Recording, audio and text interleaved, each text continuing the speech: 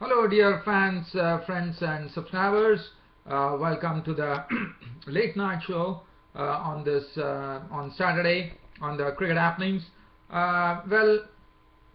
Unfortunately, the first test match as expected ended in a team draw. Even the fifth day's play between Bangladesh and and South Africa in the first test was totally washed out, which was a shame, but that was it. The last 2 days were totally washed out after some very interesting play that we had, where Bangladesh totally, I would say, dominated with the ball, and then one was hoping that what they could do to the South Africans.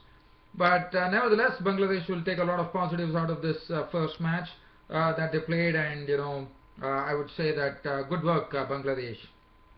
Now, so there's nothing to talk. So the ICC T20 qualifiers today had the second semi-final being played. The second semi-final was played. The ICC 2020 qualifier, now it is in the business end, as we all know. The 6 teams have been.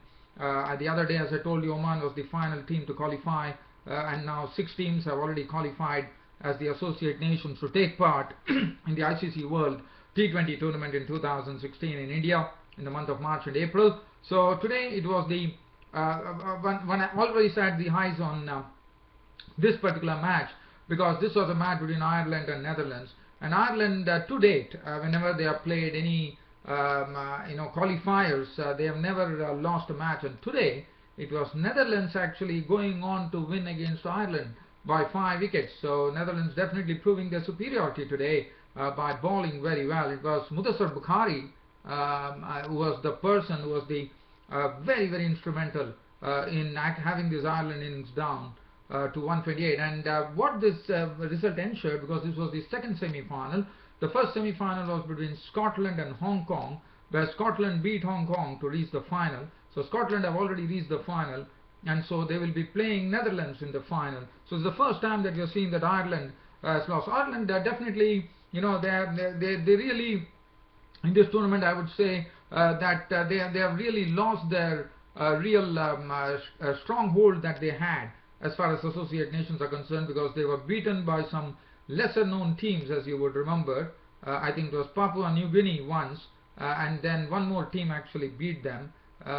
So basically Ireland has been not been having a very good qualifiers, but nevertheless they have qualified. But other than that, Ireland has found that it was not so easy for them as it has been in the previous qualifiers.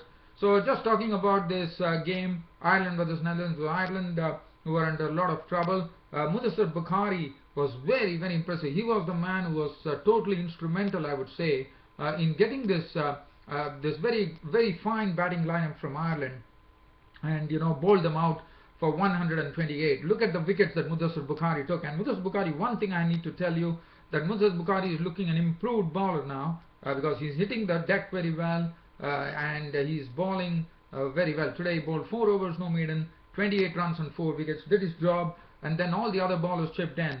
Gupton, 3.5 overs, no maiden, 16 runs and 2 wickets. P. Van Meekeren, who was making his comeback into the Irish team, into the Dutch team, 4 overs, no maiden, 2 for 14. Rilov van der Mau, after as you know, he has actually he has come into the Netherlands team, and he has actually strengthened the Netherlands team now. And you would remember Rilov van der Mau, he used to play for South Africa, and then he played a few matches for South Africa. He's a good hitter of the ball. He's a good right arm off spinner, and he also played in the Indian Premier League. But now he has actually changed his. He has actually shifted over to Netherlands, and I think he has strengthened this Netherlands team. He bowled 4 overs, no maiden, 1 for 24. Boren 1 over, none for 13. Sila 2 overs, none for 21, and 1 over for 9 for Swart. Let's see what went wrong for Ireland in this particular match.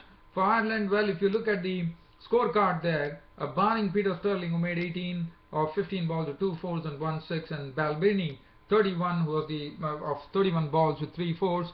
Wilson making 20 of 25 balls with 2 fours, and then Kevin O'Brien was the hope, but he was dismissed by Van Meekeren for the highest score of the Irish innings when he made 33 of 18 balls with 3 sixes, and Ireland were all out for 128. In fact, and the 20th over they were all out. William Porterfield, the captain, failing with the bat, he was out for 4. Mooney could make only 4. Mooney, who had a good tournament, I would say, made only 4. Shane Thompson contributed only 4. Pointer 3. Dockrell 8. And it was pretty sad going for the Irish, and Irish were all out for 138. Now Netherlands, if you look at the batting card, they didn't have a good start. They lost the openers, the very strong openers at that. One is Stefan Myburgh. You know what a wonderful backer of the ball he is, and he had Wesley Baresi, the wicketkeeper batsman, for company as an opener. But both the openers were today failed, as they were dismissed for 1 and 9 respectively. But after that was Ben Cooper's contribution with 43 of 40 balls with 6 fours and 1 6. Swart making 21 of 20 balls with 2 fours. Boren was there to take them to victory with an unbeaten 36 of 24 balls with 4 fours and 1 6. Dowd making 17 of 12 balls. And so 129 for 5. Netherlands clinching the victory by 5 wickets to go into the final of the ICC T20 qualifiers here, and they will be facing Scotland, who beat Hong Kong today. Now looking at the bowling figures here, Cusack 1 for 21, 1 for 28 for Young, Mooney none for 19, 3 for 26 for Ken O'Brien, and Mudassar Bukhari, as I said, was the difference between the two teams, as he was the one who made the ball talk today and grabbed 4 wickets to take the man of the match award. So from here I will shift off to the first unofficial test match between India and Australia A. I had left you with in the first innings score, and India A in the second innings. Already they had a lead, as you would remember. They took the score on, just to recap what happened. It was the first unofficial test match which was being played at the Chepauk in Chennai, where just to recap, India A were the ones who batted first, making 301 all out. Australia replied with 268, so that gave them a very slender lead of 32 runs.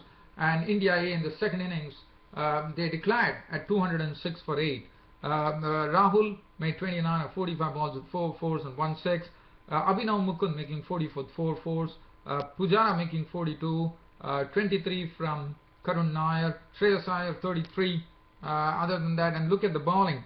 The bowling, well, the wickets were shared. Gurinder Sandhu 2, Fekete 1, so Steve O'Keefe, who bowled very well, he took a 5-wicket bag in the first innings, or 2 for 81, Travis had 1, and so on his end. And then they were set a target, 206, so they had 32 runs, so it was a 238 to 1 win, but the match ended in a draw with Australia A finishing the final day. At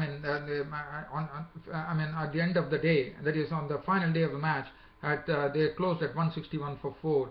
Bancroft had a good hit here. He made 51 with 8 fours. 12. Usman Khawaja failed to the bat, out for 12.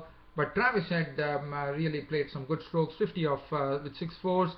Matt Imson contributed a very quick fire, 37 of 27 balls with 3 fours and 2 6. But still, it was not enough for them to get the victory, and the match ended in a draw.